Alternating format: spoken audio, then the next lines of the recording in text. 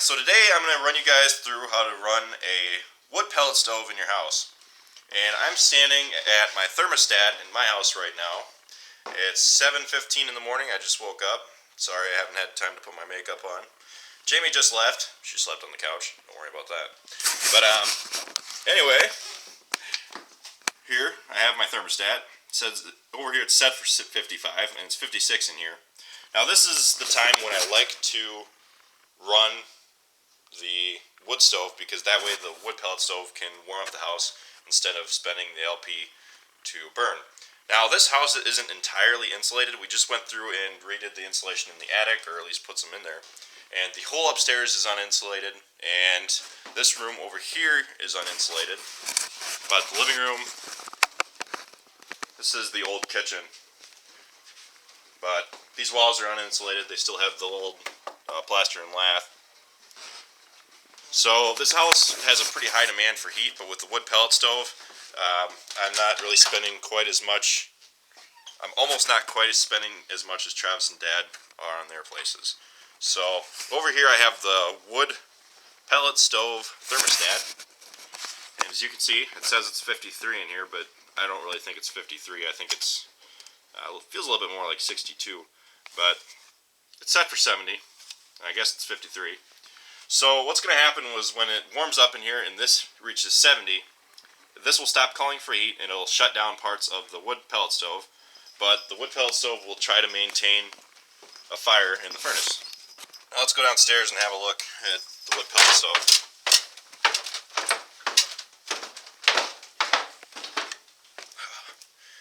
Jamie's cat and her friend's cat are down here in the basement with me. They're being held captive, or being spared from the cold weather, that is. So over here we have the exhaust vent that for the house. Now we used to have it running out through this wall behind the wood pellet stove and over yonder over to the chimney. However, the pipe inside the chimney would warm up too much and it would start to rust out within a year. So hopefully with this, the pipe will not rot as quickly and it'll maintain a level of decency, that is, because it was really rusted out in the chimney, and it was kind of a pain climbing up to the top of the chimney to replace a 30-40 foot pipe, especially when we had to lift it 40 feet up off of the roof yet just to drop the pipe down in. So there we have our draft control. What this does is, as the pipe heats up, what this will do is it'll let air in to kind of cool down the air inside the pipe, which isn't really a big issue for us, which is why you can tell that we have the high heat silicone on it. And I went through and siliconed a couple places along the pipe. Now let's go outside and have a look at what it looks like on the outside. So there's the pipe itself, and it's got a bend on the top. We want to put a couple sections on it yet to get it higher, because the draft inside the pipe is not quite to where I would like it to be. So what we plan on doing is adding another section, maybe midway, lifting it up so it gets up over the roof, because as you can imagine, as the wind blows from the west, which is the far side of the house, sometimes it creates negative pressure over here and it blows the smoke back inside the house. Dogs are fighting. Come on, get out of here. So if we lift that up off the roof, that should eliminate some of that. Alright, so we're standing at the draft control again. Now, one thing I like to make sure before I start the stove is to make sure that there's still a draft going through the vent and out through the outside of the house. So what I like to do, more than just to feel it and assume, so I like to light a match to be sure. And you can tell that the wind is still blowing from the outside. So now I open the door to the basement to try to increase the pressure in the basement, because the door is facing the windward side of the house. And as you can tell, I've solved our issue, because it is pulling the smoke, or the flame, inside the vent.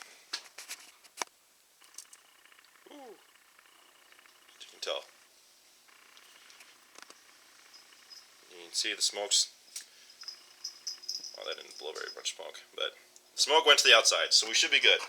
Got my wood pellets right here, and I have this cup, a fire starter pellets, but all I use it for is a scooping cup. I'm going to take 3 scoops of wood pellets, and I'm going to dump them in the fire pot. 1, 2,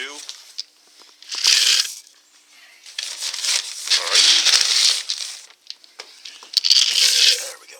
Okay, so I could still add, that wasn't really the full one, so I'm going to add a little bit more yet. Okay, so now we got our fire pot, and we have it full of wood pellets, and I only use wood pellets to start because wood pellets burn easily. They burn easier than the corn, which we have in this hopper here. So now what I'm going to do is I have this fire starting gel. This is just the way I do it. You don't have to do it my way. Of course, my way is the only way. Not really. Alright. So, I'm going to open that up. I'm going to dump a little bit of this fire starting gel onto the fire. Dump the gel. You want to put a decent amount on. You want to apply it very liberally. Okay. Now I like to let that sit and just kind of boil there. And melt. What it'll do is it'll melt the wood pellets together. So I'm gonna go grab the matches. All right. So here I got my burning match, and I'm gonna put it inside on top of the fire starting gel. You can see the fire spreading. Now you just gotta let that sit and stew. Just kind of let the heat build up. And what I'm going to try to do is, and sometimes I have failed at this before, what I'm going to try to do is I'm going to start the blower on the fire once it gets going a little better, and then that'll kind of increase the heat. And I'll stir up the pellets a little bit to get it going, and then my goal is to get the temperature inside the wood pellet stove. I don't know what temperature it is, whether it senses like 200 degrees or something like that. But there's a sensor inside it that I have to reach a certain temperature, and then that will allow me to operate the augers on a continual basis, because there's a sensor in there to sense the fire, and if it doesn't sense the fire, it'll shut the augers off, because the last thing you want is for the augers to still be running and the fire not consuming it. So the augers are always the first thing to shut off, and then that's followed by the fan, assuming that you have it on automatic. The fan will shut off if it doesn't sense the fire too. So now the fire's going a little bit. We got a little bit of green flame in there. And I'm going to close down the cover on the fan, and I'm going to try starting it. Now what I have to do is turn on the combustion fan button. Actually, I'll do it the opposite way. I like to have it on manual start first and then just kind of flip the fan button. So once I turn this on, it'll stew up the fire a little bit. Okay. And we're good. As long as it'll maintain the fire, because you don't want to blow the fire out with the fan. And then a good thing to do right now is to hit the auger manual override button. That'll turn the auger on. Both augers, that is, that run under the stove. And those are what dumps the wood pellet and corn mixture that I was discussing with you guys about. So you can tell right now that there's kind of quite a bit of corn in here, not a whole lot of pellets, but I like to mix about 3 buckets of corn to a half a bag of wood pellets. And the reason for that is because I found that that's the best combustion, or combustion efficiency, I like to call it. Basically, what it comes down to is this is the mixture that doesn't put out the corn stove, because it does get kind of temperamental sometimes in terms of keeping it going. So I'm going to lay this back here. Just pull this down a little bit. You can see once it gets mixed that there's a pretty good mixture in there. And what the corn serves as is just kind of like a fill. The corn doesn't burn near as good as the wood pellets, but they burn to replace some of the wood pellets that you'll burn, because a pallet of these costs about $250. So you don't want to burn through these really quick. These will burn very fast if you don't have some kind of filler in them. And what is gone from here was only from about maybe 12 to 24 hours of running. So I had it mounted up, like up here, up in front. So let's see how the fire is doing. Alright, so the fire is actually starting to go down a little bit.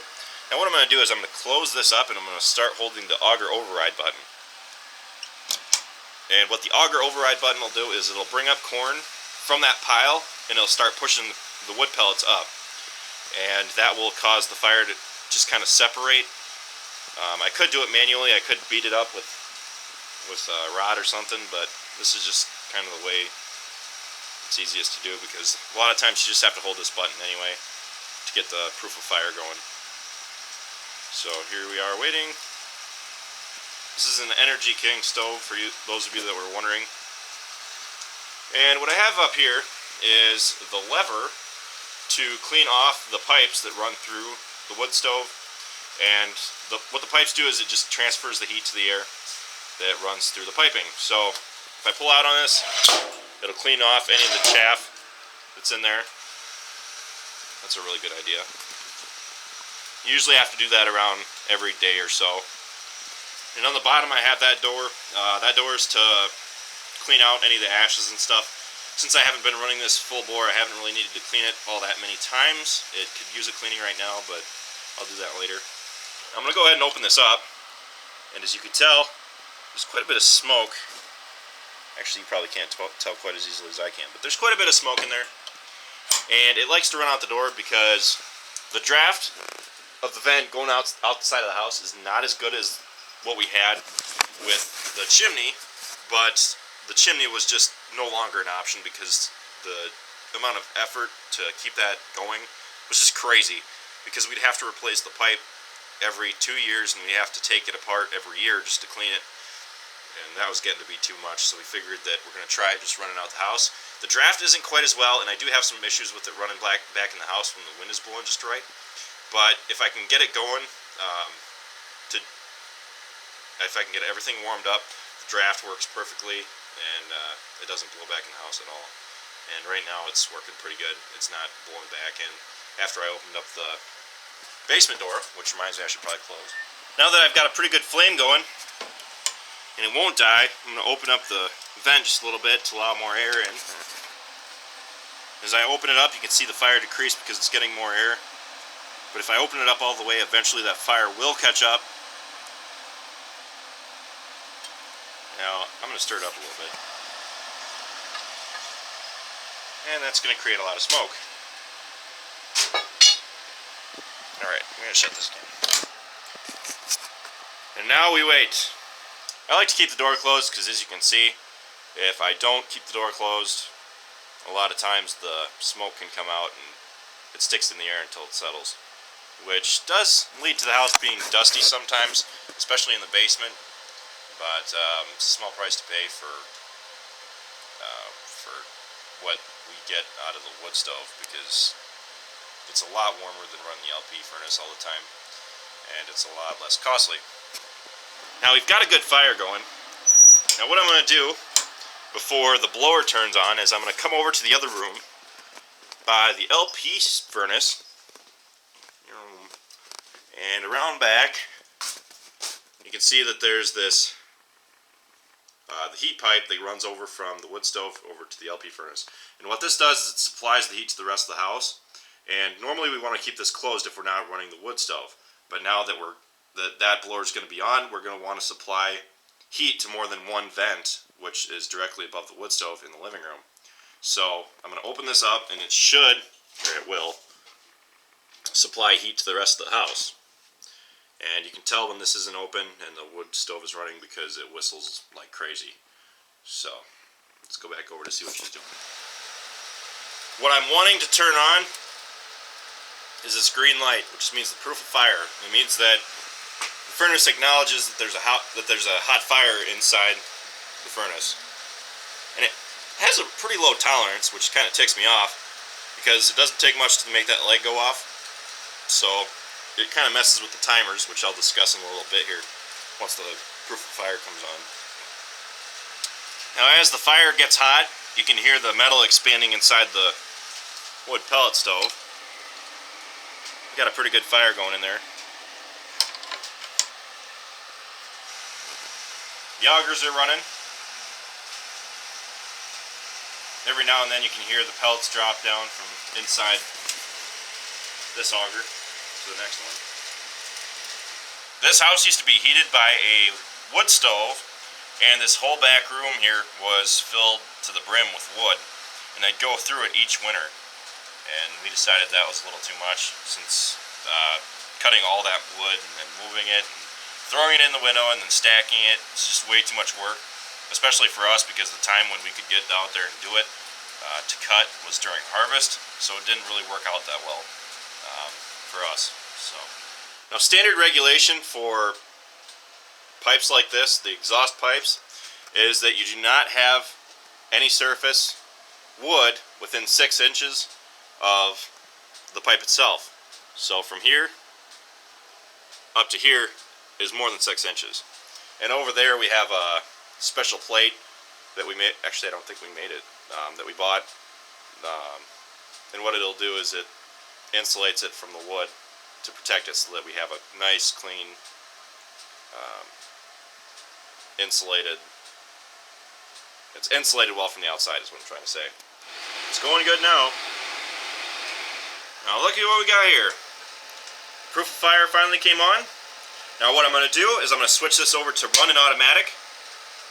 And you can see that the timer lights are now on. So, what the red light indicates is that the low fire is on. And I had it set so that the timers for the augers would not run. And the reason I wanted that was because I wanted the fire to die out, and I wanted it to use up all the pellets that were currently in the pot. So what we're going to do is we're going to take the green, take it back to under 2 minutes, and this is setting the low fire for 2 minutes, or the low fire off for 2 minutes. And what that means is when the low fire comes on, it will shut off the combustion fan and the augers both to preserve some of the pellets and just kind of keep the fire from getting out of control. And I usually like to keep that down because I like the fire to keep going, and if I get it too high, then it'll shut off. And what the red line on this timer indicates is the time that the low fire is actually running. So you want the low fire phase to be longer, because that means that it is burning for longer. And when it is off, here goes the blower. When it is off, that means that everything's shut off, and you want it to be on for longer. So red line means it's on for 6 minutes. Green line means it's off for just under 2 minutes. And don't ask me why they have these weird decimals. On this one, if you look up into the corner, 10 means 10 minutes. So 1.0 is going to be 10 minutes. It took me the longest time to figure out why they did that.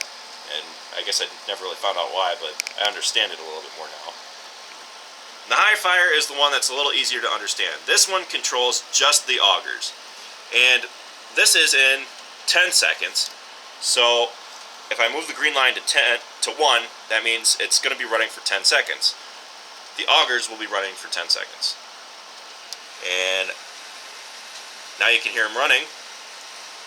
So for now 15 seconds, the augers are going to run until it switches to the high fire off, which you'll see it'll switch to off, for 10 seconds. And it'll just go back and forth, running the augers, and this will keep the fire alive until it's been 6 minutes, and it'll shut off both the augers and the fan to kind of cool the fire down. So these are a little bit difficult to understand, but there's a good reasoning behind them, and they actually work to your benefit. Now I can't get the camera to focus. So now we have everything set. This over here controls the blower. It has stops on it, and once the temperature gets up to a certain level, you can set those stops to turn the blower on and off. And you can also set the point where if the fire gets too hot, everything will shut down, blower included. So that is essentially everything that goes into this wood pellet stove. It's pretty, it takes a while to get the hang of, but once you kind of learn how to do it, it's really easy. And would I recommend them? Sure, but you got to be prepared to have a little bit of smoke in your house. If you can have them outside, great. I have heard of a couple people that have them outside of their house, and that way they can burn wood in them too. So that should be it, guys. Thanks for watching. Be sure to check out all of our other videos, and be sure to like, comment, and subscribe. I'll see you next time.